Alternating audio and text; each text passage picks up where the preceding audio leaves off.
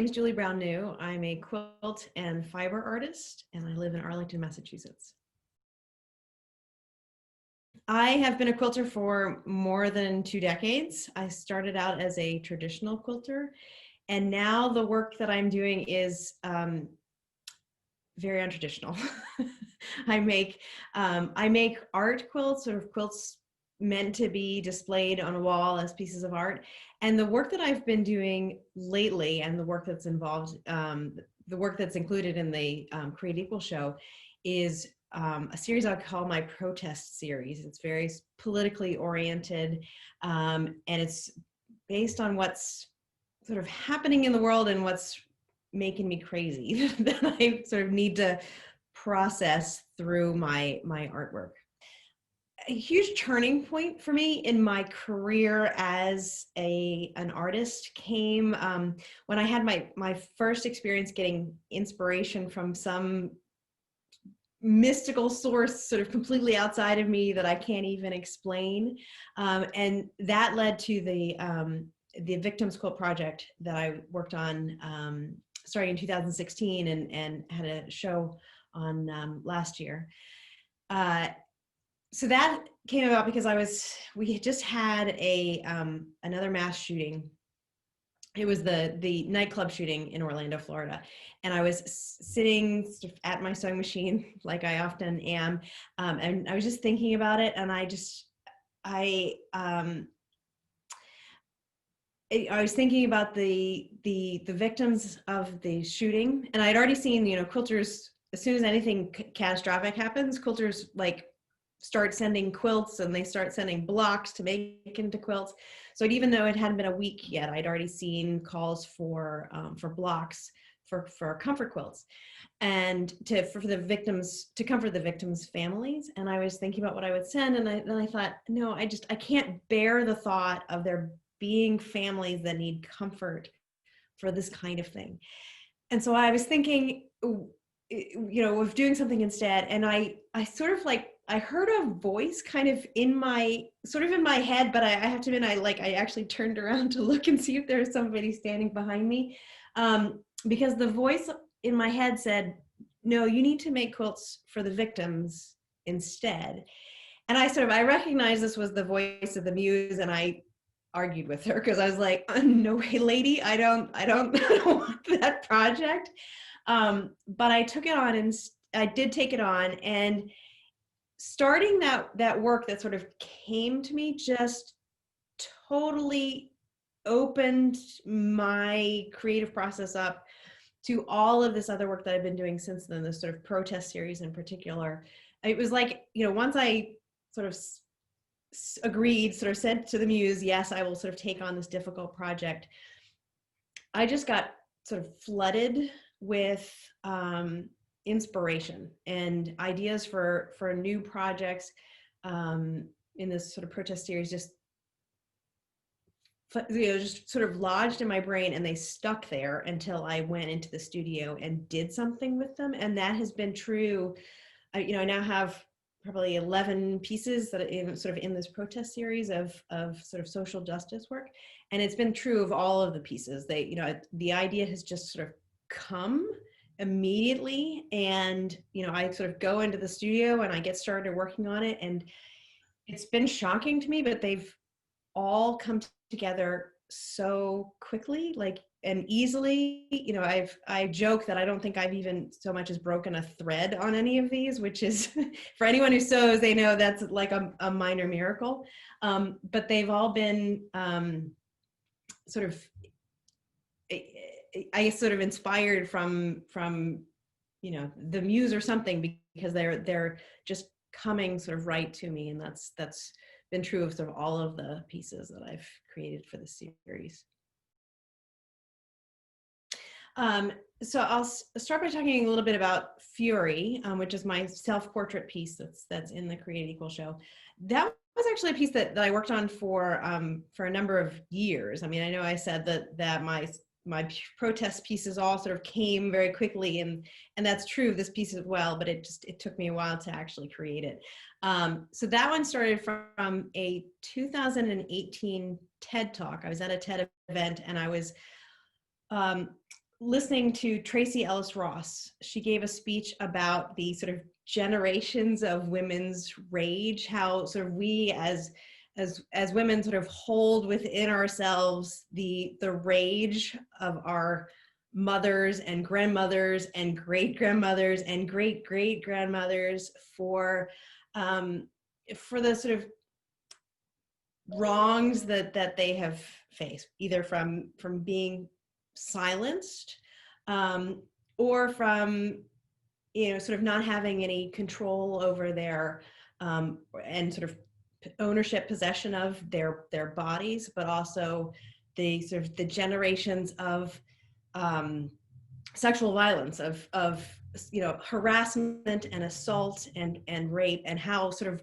women carry this sort of within our bodies. She told a story about a sort of, I think, a friend of hers who was recently, you know, sort of at the time at a post office, sort of standing in front of the table there, sort of filling something out, but she was standing in front of the you know, the priority mail forms or something, and a sort of man came up and said something to her about sort of moving, because she was in front of the things and she didn't hear him, and so he physically picked her up to move her.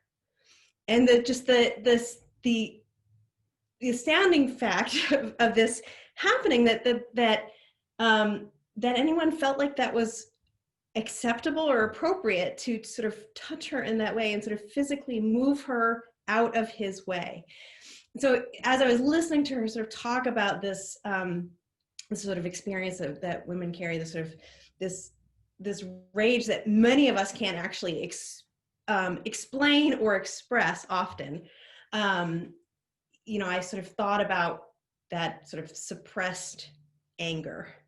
And I sort of sketched out this this little, very rudimentary drawing, because I'm not very good at drawing, of like me with my hair on fire, because that's what it means to me to feel this sort of suppressed rage that I think sort of so many women carry within us. And we, you know, anytime something happens to us, we just kind of grit our teeth, and like we feel like smoke must be coming out of our ears, but you know, we can't just express our anger because it's not acceptable for women to do that. The other piece is called Last Words One, and it's my reflection of the murder of George Floyd.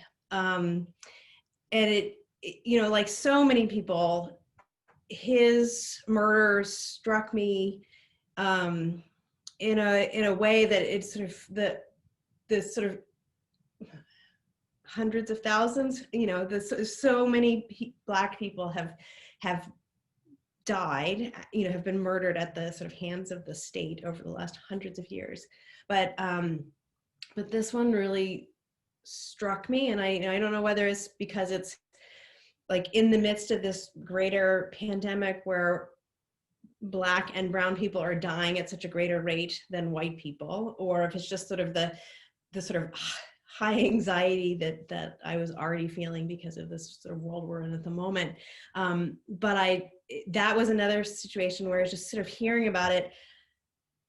I just couldn't get it out of my mind.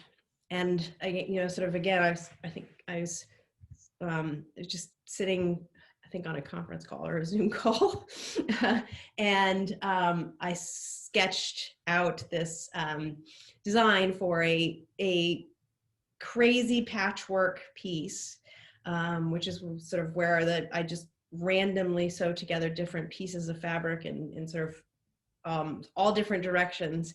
So there's no pattern. It's just sort of random and wild.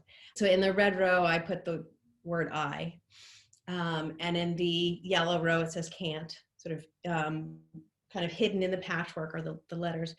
And then in the blue row, it says breathe, because I was also struck by, you know, how his words, his sort of final words, were so reflective of so many others, you know, Eric Garner and so many others who probably said the same thing, and their words weren't captured on camera.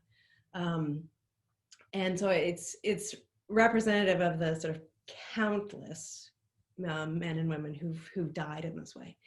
And I've named it Last Words One because I imagine it as the sort of first of a series of three, where each piece doubles in size and gets increasingly distressed. So while the sort of the one hanging in the show is sort of, you know, nicely sewn and bound, I expect on the sort of the future ones, I will shred them sort of at increasing levels. So that by the third piece will be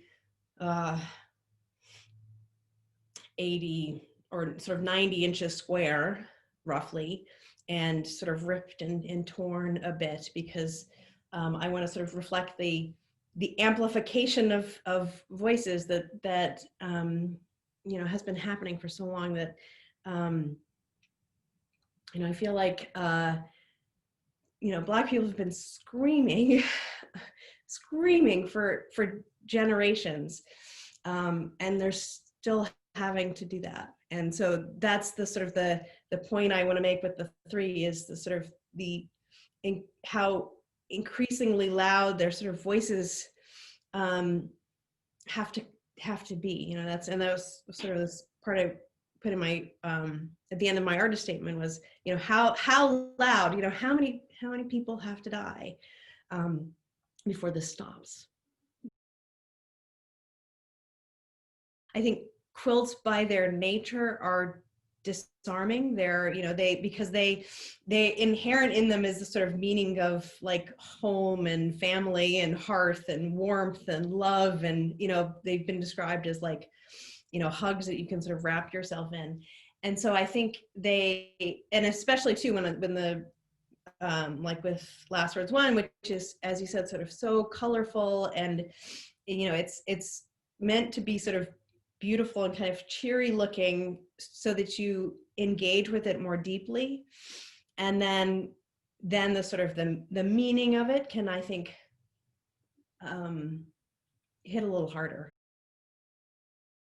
So I was thrilled to see the call for entry for the Create Equal show. I'm so excited with the work that ACA has been doing over the last, you know, couple of years that I've been really involved, and I really applaud the boldness, the sort of the willingness to have all of these shows tackling such meaningful and important topics. And Created Equal in particular is one that resonated with me. I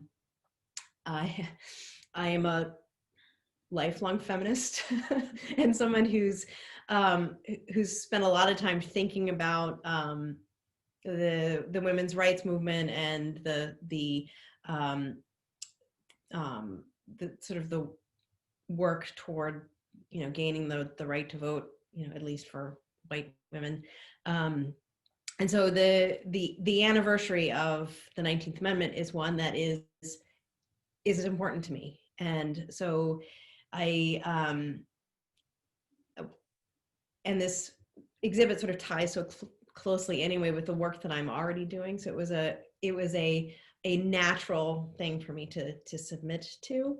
And as a sort of, it's social justice and equal rights there are topics that have always been sort of really important to me. And so I'm glad to be part of a show that is celebrating that and bringing the issues that still remain around equal rights sort of to the forefront. So it's a show I'm incredibly proud and honored to have been sort of included in.